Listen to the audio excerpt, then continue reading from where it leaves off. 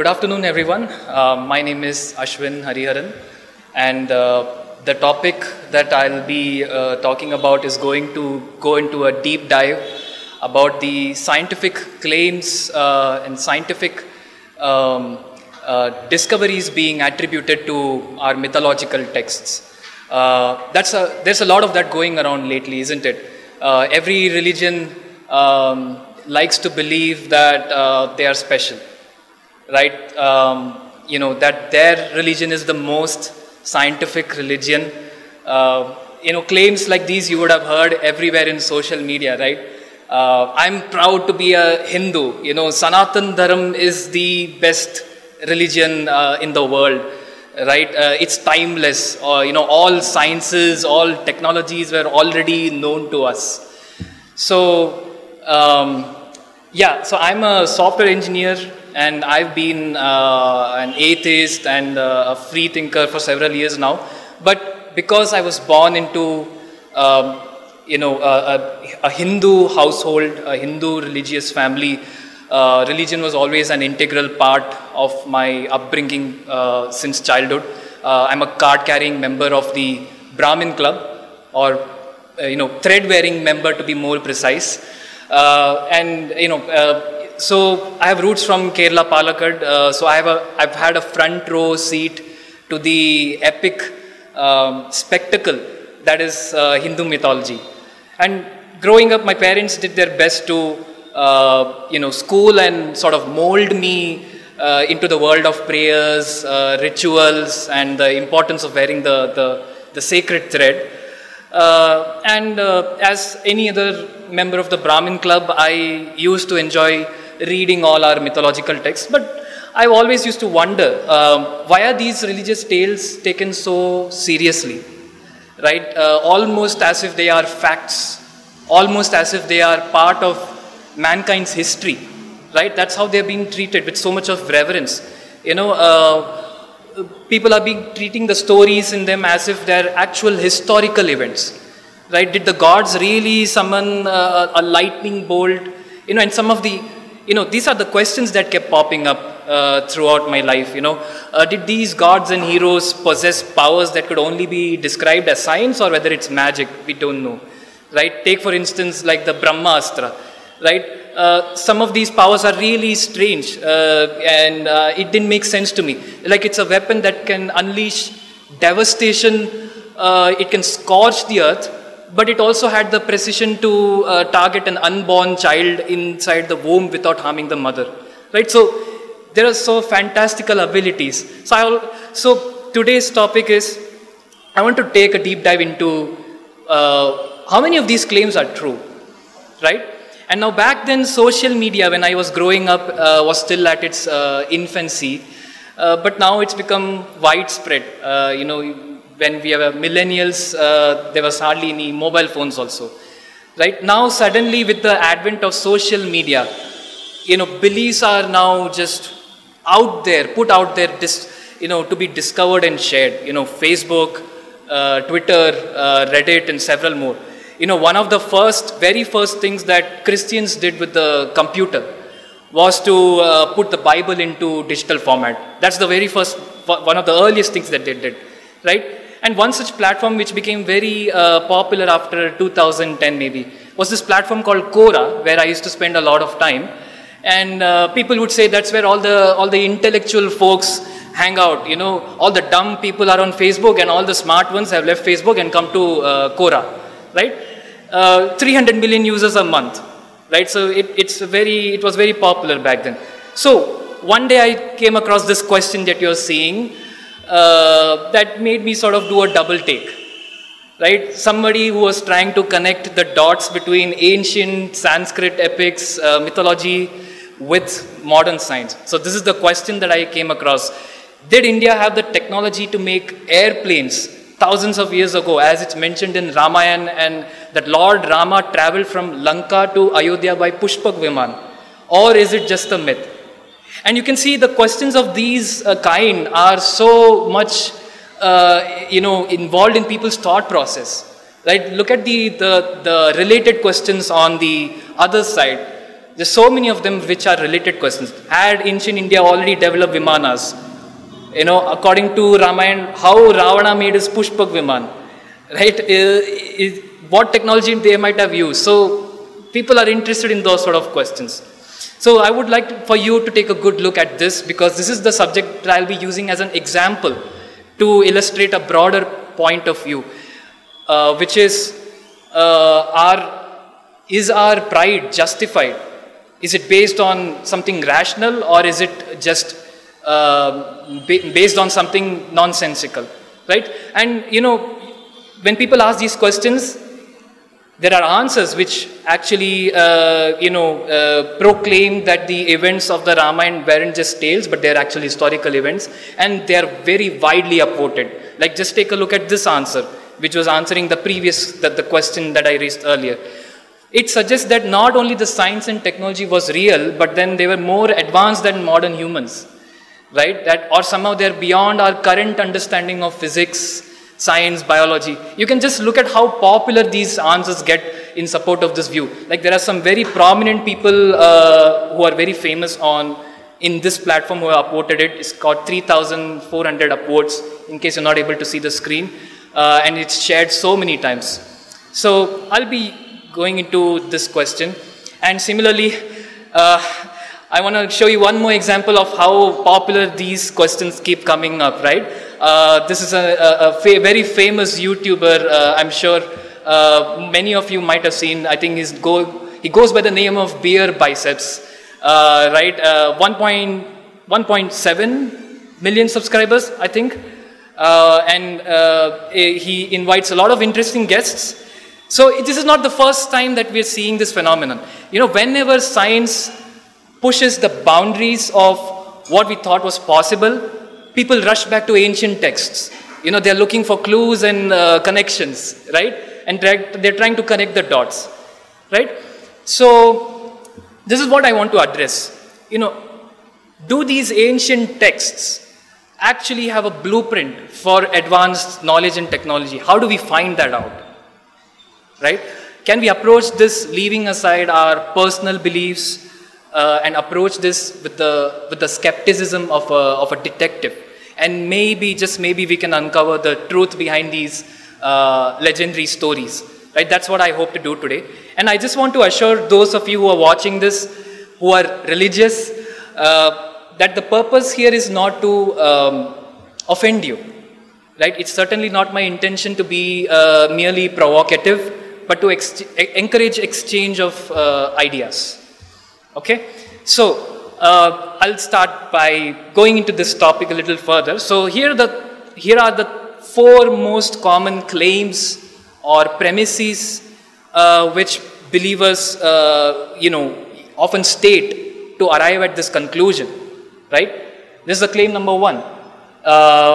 Because they are mentioned in our holy books and religious texts, and our books are never wrong, right? How could they be wrong? They've been followed since thousands of years, right?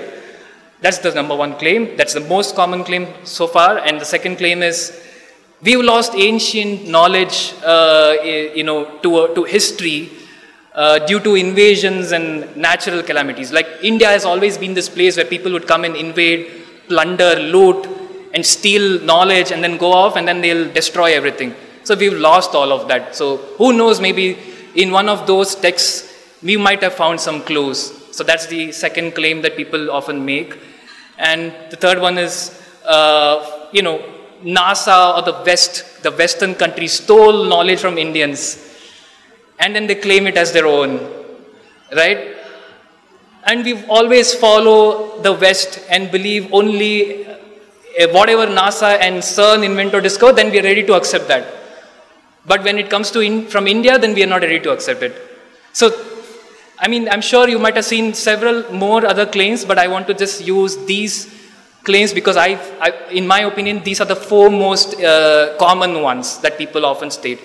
And then they arrive at this conclusion. Yes, ancient Indians indeed were really advanced, much more advanced than modern humans, and they had knowledge of aircraft, nuclear weapons, space travel, time dilation, general theory. You can name everything that science have discovered. They want to attribute this based on these 4 claims.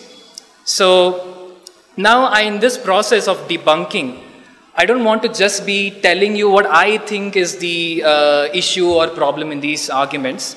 Rather, I would like for you to also work along with me in this exercise, right? So while I dive into the specifics of each claim, let's all be detectives. Let's all play a game of spot the fallacy. And towards the end, you may be able to see how many of those fallacies or logical contradictions that you got correct, right? So before we go into that, I feel like we should, arm ourselves with some intellectual framework, some tools for thought, right? Because we can't just go into it and without knowing how to think. So I want to present to you what I feel is the 3 most important tools in order to be an intellectual detective or a skeptical thinker, right? One of the best available tools for us is something called the Occam's razor, right? Which means suppose an event has 2 possible explanations. The explanation that requires the fewest assumptions is usually the right one, right? Another way of saying it is to say that the more assumptions that you have to make, the more unlikely that explanation is, right? Let me give an example. Let's say if you discover that there are 2 trees that have fallen down during a stormy night, okay? Think about these 2 possible explanations. Explanation number 1, the wind has blown them down, okay? Explanation number 2, 2 meteorites have crashed into those trees, and after striking the trees, they hit each other and they removed all trace of their existence. Which one do you think is the most likely one? The first one, obviously, right? Because it requires fewer assumptions. So that's Occam's razor for you. The second one is something called the principle of falsifiability, which means a theory or a hypothesis, if you want to test it, you have to be able to design a test or provide some empirical evidence to prove it wrong. As an example, if somebody claims that the earth is round, now we all know that the earth is round, but it is possible to prove that hypothesis wrong. You can easily imagine a test that you can do or an observation that you can perform to prove that hypothesis wrong, right? And if you end up proving it wrong, then yeah, you have to change your entire knowledge of how the earth works. But yeah, that's something which I call falsifiability, right? And the third one is something called the Sagan standard, which was frequently used. I think it was popularized by Carl Sagan. He said extraordinary claims require extraordinary evidence, which means the more fantastic claims you have, then your quality of evidence should also rise up to meet, your benchmarks of evidence should go up as well, in proportion to the evidence, in proportion to the claim that you're making. So we'll use these 3 tools, and then we'll start with debunking claims from 1 to 4. Okay? So this is the first claim. Because they're mentioned in our ancient scriptures, so they must be true. Would you like to take any guesses on what fallacy would be at play here? Like why people make this claim? Just think about it for a second. Yeah. Yes, absolutely. You're spot on. So this is a combination of appeal to authority, appeal to tradition, and the appeal to authority. What it says is if a respected figure or a respected source says something, then it must automatically be true, right? And the appeal to tradition also is something similar. Like, if something has been done or believed in for a really long time, then, it must be true. We've always believed in this. How could we all be wrong for so many years? So, appeal to tradition, right? So, and now, since many of our mythological and sacred texts are seen as authoritative texts, and they're also deeply rooted in tradition, right? So that's like double, it gives it an added advantage. So people of a particular faith often believe that everything in these texts must be true by default, right? Now, have you heard of this game called Chinese Whispers? We probably played this game in childhood, right? It's a game where the players form a line, or maybe they're standing in a circle, and the first player whispers something in the second player's ear, and the second player whispers something in the third player's ear, and so on, until it reaches the last person. And finally, the last player announces the message to the entire group, and then they compare it with the original message. It's a very fun game because, you know, the last version of the game differs significantly from the first version, right? Which usually is very amusing and humorous, right? So imagine if this just happens with just 10 people, just a group of 10 people, right? With just one single phrase. Imagine with how much degree entire stories, history, you know, tales of heroism by various kings could have changed when they were being passed from generation to generation, right, for so many years, right? And now we all know that, at least in Hinduism, a lot of our stories and many of our own epics were passed orally. They were oral transmission. And we all know, I mean, this game clearly will demonstrate, you know, in a span of 10 minutes, that oral translations and transmissions are very unreliable, right? The second thing which I want to point out, why the appeal to tradition or appeal to authority is not a very good idea. Because there's something called artistic freedom, right? Authors, these are all books written by some individual, a real human being. Now we all know that authors like to write fictional events, real events, but they may use a fictionalized version of it. Or it can be the other way around. They can write fictional events using real places and real people, right? Authors take very much, you know, creative liberties. They will mix real places and real people with fantastical elements, right? Many times they can narrate real incidents, but they will often be very greatly exaggerated, right? Or it can be mixed with fiction also. Like, if for those of you who might have read some novel in childhood, maybe some of the mainstream novels, like Dan Brown or Sidney Sheldon, I don't know, like there are so many of them at this point. The people might have been real, the places might have been real, but they will always be fictional and supernatural elements. So just because we have an episode on time travel in a Harry Potter novel, doesn't mean that it would be right for people in the future to believe that Hogwarts was actually real, right? Or that they had time travel technology. Or let's say some great so-called tsunami or a flood just, you know, wipes us out. And 1,000 years later, then people discover Justice League comics. That doesn't mean that we have a Superman who used to wear red tights and a cape and who could fly and lift buildings and whatnot, right? That's like saying, you know, I know London exists, so Sherlock Holmes must have been a real detective, right? That's how. So that's why appeal to tradition and appeal to authority is not often very reliable. Now, many times people refer to another source of text as supplementary proof. This is one such very common text called Vaimanika Shastra, a very commonly cited source for proof of ancient Hindu technologies, which also means the science of aeronautics, right? I think it was still discussed, I think in many of these popular YouTubers, they keep citing this source as a very reliable one. There are detailed diagrams, geometry, and there are some descriptions of how possibly these aircrafts could have been propelled up in the air. But you know, this book has been discredited and debunked several times, but people still circulate it on social media thinking that it's still a valid source. You know, there was a study by, you know, Aeronautical and Mechanical Engineering Department by none other than Indian Institute of Science. So it wasn't that somebody else from the West tried to discredit us. It was our own people, Indian Institute of Science. In the year 1974, they did a study and they analyzed this text, and then they concluded that the aircraft described in this text is a very poor concoction. You know, the author has no idea of aeronautics. You know, it violates Newton's law of motion. And moreover, it was an interpretation. This text itself was released in the 20th century. It's not an ancient text in the first place, right? And there was a lot of correlation, lack of correlation between text and the drawings, right? So this one source, which people often cite, but it's no longer a credible one.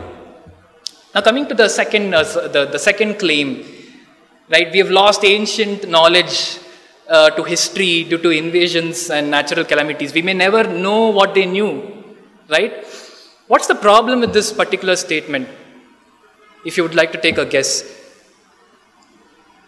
I would say it's unfalsifiable. There's no test or observation you can design to prove this claim wrong, right? A well-known philosopher called Bertrand Russell. Bertrand Russell. He explains this concept really well. It goes like this, okay? If I were to claim that there's a teapot somewhere in space between Earth and Mars, but it is too small to be seen by telescopes, would you be able to prove it? You can't, right? That's an example of an unfalsifiable claim, and so is this one. That there's no way to say that it's wrong at all, right? Now, coming to more, let's dive into it a little deeper. Now, we looked at refuting the available evidence, what's already there. But it's also important to observe what isn't mentioned in these texts. That also will give us some clues. Like if you read the text, and there are certain things which are not mentioned, and that will also give you some ideas, right? For example, there has been painstaking efforts for more than a century to study the Vedas and attempt to understand the knowledge within them, right? For example, from the study of Vedic Samhitas and Brahmanas, we know that they had a system of counting, for example. Like they even had invented arithmetic progression, okay? And they considered very, very large numbers, even up to 14 digits. Now we know infinity and several more concepts, but back then it was a big deal, right? Unlike other civilizations of their times, they had already progressed their mathematics up to this level, right? We even know something about this text called Baudhyana Sulva Sutra. I don't know if I'm pronouncing the name right, but that particular piece of text, it had the earliest form of Pythagoras theorem, okay? And that preceded the actual Pythagoras theorem that we know of by several centuries, right? And we discovered even the works of mathematicians like Aryabhatta, who was also a physicist. Now, isn't it possible that they could have laid their hands on this so-called ancient Vedic knowledge that would allow you to invent nuclear weapons and also aircraft?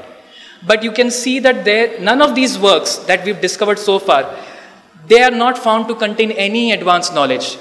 They didn't have even knowledge of calculus, right? They didn't have any knowledge of, there's no mention of differential equations or quantum mechanics. In fact, their works didn't contain even decimal fractions.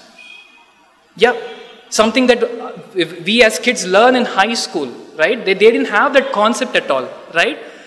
Now, does that square with this claim that, okay, they would have discovered, they would have had the knowledge to create nuclear weapons, because that would involve a much higher standard of mathematics than just decimal fractions, right?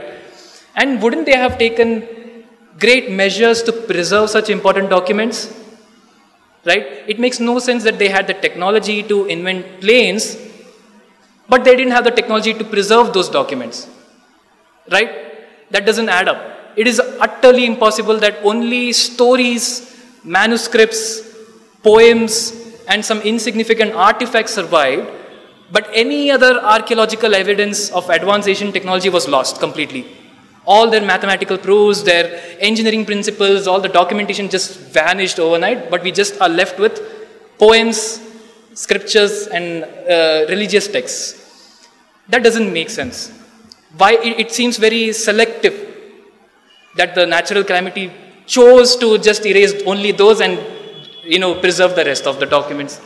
And the second most important thing, wouldn't the engineers have passed down this knowledge to the next generations?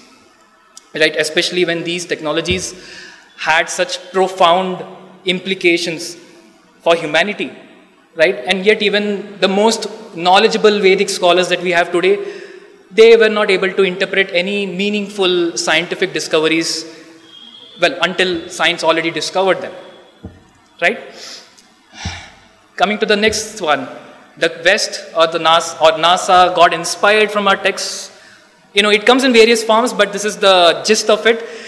They got inspired from our books, or they stole knowledge from us, and they're taking credit for all for the things that we knew, right? And you know, I'm sure this is a very popular movie by Christopher Nolan, Oppenheimer, and you know, Robert Oppenheimer is often cited because he quoted the Bhagavad Gita, right? Now I am become death, the destroyer of worlds. So people use this very often. I'm sure you might have seen several more scientists referring to some passage, some quote from religious texts, and people go berserk. Okay, well, he got the idea from us, right? But here's what I'd like to point out. There's something called the Grand Trunk Road. What this was is, India had interactions with its neighboring lands even during ancient times. Okay, and it was connected to many parts of the world via trade routes. You know, trade routes were important not just for exchanging goods, but they were also important for exchanging knowledge. That's how the rest of the world got to know about the number 0. Number 0 was invented in India, but how did other parts of the world get to know?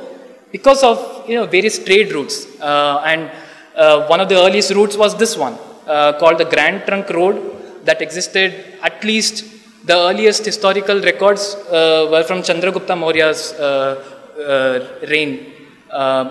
And the kicker is, it's also known as Uttarapatta, or the road from the north, and it's mentioned in Mahabharata as well. Can you believe that? It's actually mentioned, this road is mentioned in Mahabharata also. So it was very, very likely that if something was invented in India, that knowledge and inventions should have been borrowed by other nations also, right? But, which raises the question now, why did the entire world wait for so many thousands of years only for finally for the Wright brothers to come and invent the aeroplane? Right? I mean, if they borrowed the knowledge from us, they would have invented, we would have seen evidence of airplanes and nuclear technology way back, right? Why wait until now? Why wait until 20th century or 19th century for us to finally, for the West to invent the aeroplane? So Occam's razor tells us that the simplest explanation is that we didn't have the knowledge. There was nothing to be borrowed from us back then as well, right? What was available was already borrowed. That's how they discovered many things. So that's debunking the claim. Now coming to this one. I know there are various variations of this claim, but yeah, people are often fixated. Like, okay, if NASA says, then I know you will believe it. If the West discovers it, then yeah, people will, start following it. Like yoga. People don't like yoga, but then it's becoming popular in the West. Now suddenly people want to do yoga, right? Yeah, claims of various kind. And we only blindly follow them. That's also a commonly uttered phrase. But I think we don't. We don't blindly follow science, right? Actual scientific theories have a mountain of at least one or more of the following. They have observational evidence that does not rely on just your 5 senses. Because we all know from neurobiology, from psychology, that your mind can play tricks on you. Your senses can play tricks on you. That's why the concept of hallucinations and illusions exist. Like you know something is an illusion and still your mind, your eyes can't help but see it. Right? The knowledge that it's an illusion doesn't make you change your view. You can still look at it and it's still an illusion. You can see it for how the optical illusion is. Right? So science doesn't rely on your 5 senses. It relies on very precise, it corroborates your senses with the data captured from very precise instruments. And it also has actual mathematics and laws of physics to back it up. And as far as I know, the laws of physics don't change from continent to continent. The laws of physics apply for everyone universally, like plants, animals, you name it, right? So we don't blindly follow science. And the second thing is, Many of these researchers and scientists, they, including NASA, they open source their work. Their works are monitored and measured from some of the most precise, accurate data gathering devices known to man, which takes several years of research, decades of research. And they're peer reviewed, right, by thousands of other scientists across every other country. And they don't use anecdotes presented as evidence. They're verifiable and they're falsifiable, and they have predictive power. Whatever laws we discover in science, that they have such predictive power that we are able to design technology that operate on those laws, right? And what's more, they don't consider their knowledge as dogma, right? That's the difference between believing in science and believing in religion. Both are different, totally different kinds of beliefs. For instance, in 2011, scientists announced that they had discovered particles faster than light, neutrinos. But then they publicly acknowledged as well that their calculations had some errors, right? So it's a self-correcting mechanism, right? Books about biology, physics, mathematics are believed not because they're holy or they're held with some reverence, or because they came from the West, or because some Western scientists wrote, but because they accurately predict the way our world works. People trust them because they come with so much of evidence, right? And when science is wrong, it's corrected. A book is always revised. A scientific book will always have more and more future editions that will correct the mistakes from the previous one. That doesn't happen with holy books. It's frozen in time, right? Now, some more common rebuttals. Now here, when you speak from the perspective of science that this doesn't make sense scientifically, then people come up with this argument. Our holy books are beyond science, right? They have powers. You know, science is nothing in front of powers. Like, they are beyond your human understanding. And there's no harm in believing also. Why can't I believe in science and I can also believe that they had supernatural powers? Right? They are not, science and religion are not in conflict with each other, right? And you know, because science talks about technology and religion talks only about moral values. So there's no harm, right? I can believe that Ganesha can ride a mouse, and I can also believe in science when I'm using my laptop. What's the harm, right? That's the argument from miracles. Right? It's a divine intervention. For that brief moment, all known laws of the universe were suspended. Like, who can understand God and His abilities? So, I'll take a moment to rebut this, to address this rebuttal. So, what's a miracle, either way? It's a violation of a law of nature, isn't it? But have you ever seen any law of nature being violated when you use your everyday instruments? When you open up your mobile phone, there's so many laws of nature at play over there. Has there ever been an observation where the mobile phone stops working because now suddenly the laws of nature don't work? And take, for example, anything in your life. So the universe is governed by laws of science, not magic. Magic would imply that there's a violation or a suspension of a law of nature. So let's say that the engineers in the times of the Ramayana had the technology to invent aeroplanes, let's say. Let's say the Pushpak Vimana is real, okay? First of all, the Vimana is described in various religious texts as being pulled by horses, okay? Horses. Now, is there the slightest bit of evidence to suggest that horses evolved the ability to fly anytime during their evolution? There's no law of physics that says, or biology, that says that a horse had the ability to fly and then suddenly they lost them later, right? And the evidence for a miracle is never sufficient for believing in it rationally, because it's more likely that it can be false. Why? Because it can be a misperception, simply. It can be somebody trying to, deception. That occurs mostly in modern times when, holy men speak about science. Maybe a form of deception. Or it could be a mistransmission. Or I believe the far more likely reason is just creative liberty. That's the most simplest explanation. That doesn't require mental gymnastics. right? That doesn't, involve you trying to play tricks with your mind and saying, okay, this is real. I'll just suspend my belief. I'll just suspend my belief in science for a minute, right? And religion and science are always in conflict, in my opinion, because they make incompatible claims about the nature of the world and the universe, right? This is the claim that, science and religion are not in conflict is a lie, right? Just think about it for a minute. To say that Pushpak Viman really existed and it was driven by horses, it's a claim about biology, right? To claim that Ganesha is proof of head transplant. I mean, I'm sure you might have heard these by statements being made by politicians.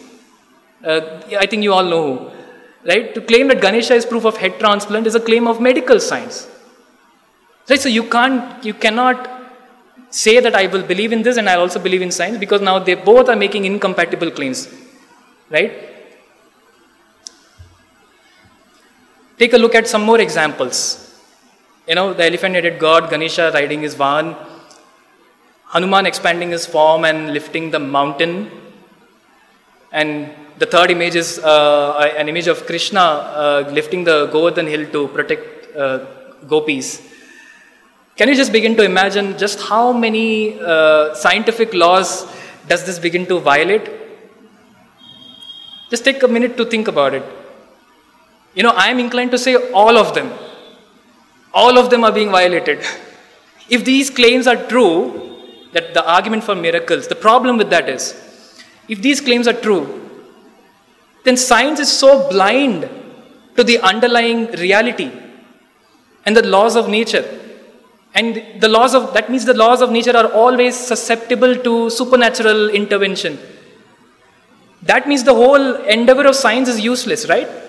It makes the whole enterprise of science utterly worthless. Why are we even doing science then? Because anything becomes possible at any given moment. We can no longer rely on the scientific method of experimentation and empirical evidence, because that becomes useless. Because the whole endeavor of science is based on the assumption that the universe is governed by certain laws, and those laws are immutable.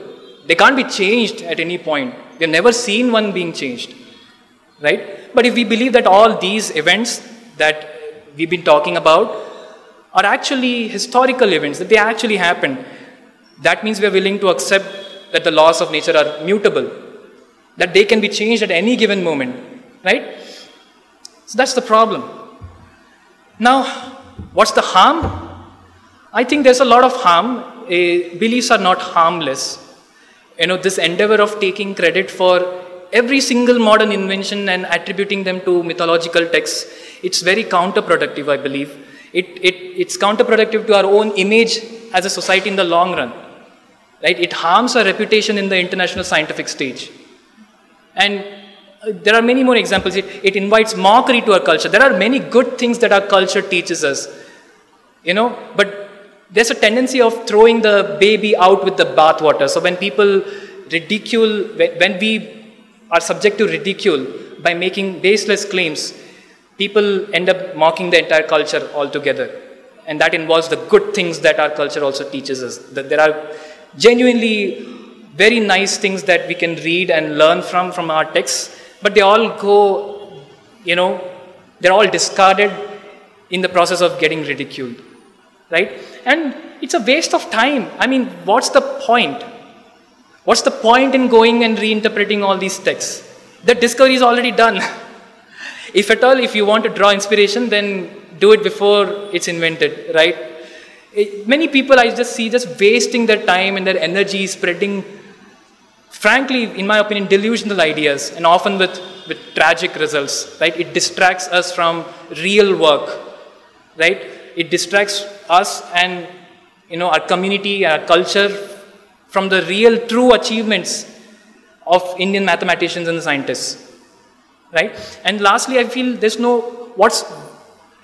I don't think that taking pride for the things that our ancestors did, maybe they did some amazing things, but it doesn't help us, and especially false pride.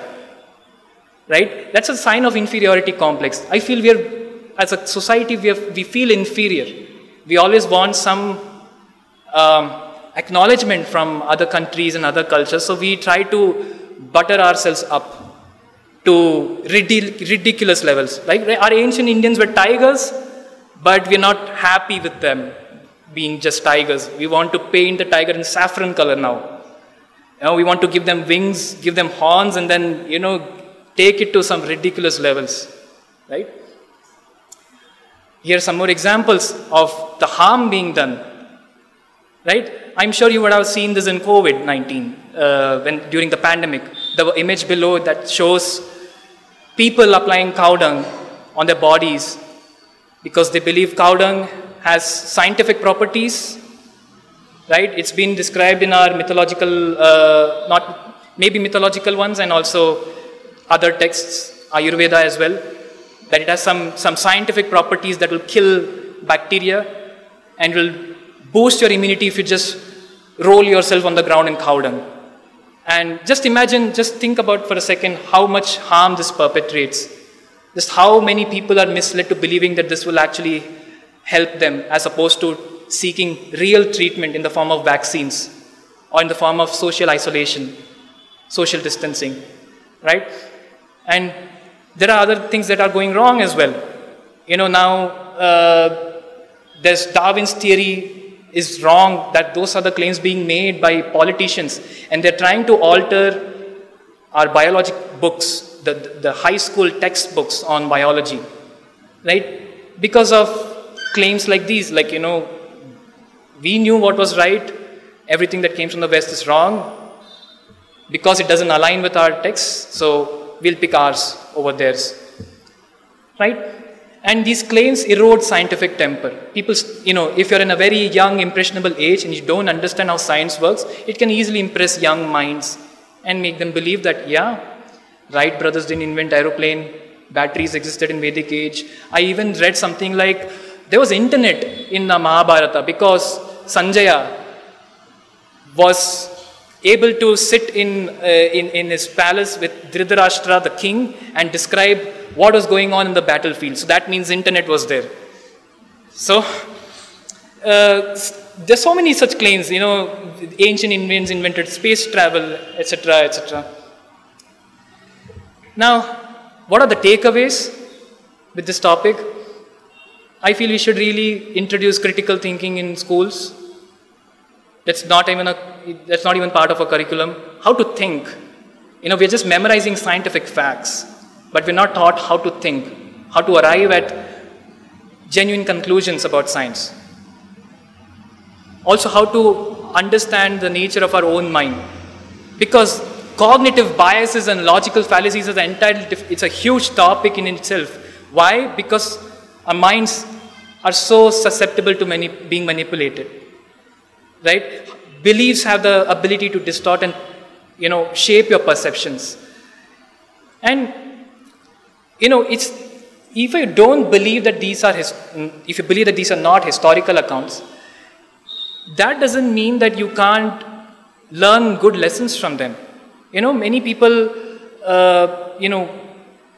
believe that I have to believe in the historical accuracy of Vedas, Mahabharatas, Ramayana, then only I'll be a good person. But no, I've also read these epics, and I was always awestruck by their stories, their characters, and their such intricate plots, right? But just because you don't believe that these stories are real, does not mean that you're in theory closed to the lessons they teach. You can have a deep spiritual, moral, and ethical life without lying to yourself. It's possible to be a good person, to be an ethical person, without trying to play tricks with your mind and convincing yourself that some of these are actual historical events and they really happened. Right? You don't have to pretend that they're real in order to live a moral life. And the thing that you can do is you can make people aware. The alternative is to make people aware of legitimate works. There's Srinivasa Ramanujan is a man who independently compiled over 3,000 unique equations. And ironically, it's the West that's doing a better job of highlighting actual works of Indian scientists and mathematicians. Like, we are not even doing that, right? And or talk about the Harappan civilization, where Indians invented the world's first public baths, latrines, and sewage systems. There are so many legitimate discoveries that we can show and highlight if we really want to feel proud as a Hindu or as an Indian or whatever. Now, with that, I would like to conclude by this. This is one of the quotes that I feel is valuable, even if you don't think that Bhagavad Gita, the events in the Bhagavad Gita really happened. But this is a very nice lesson. From chapter 16, verse 4, where Krishna tells Arjuna, "O Parth, the qualities of those who possess a demonic nature are hypocrisy, arrogance, pride, anger, harshness, and ignorance." I feel we can learn this a lot, and we have to start doing this as a culture. Yep, that's my talk. Thank you so much.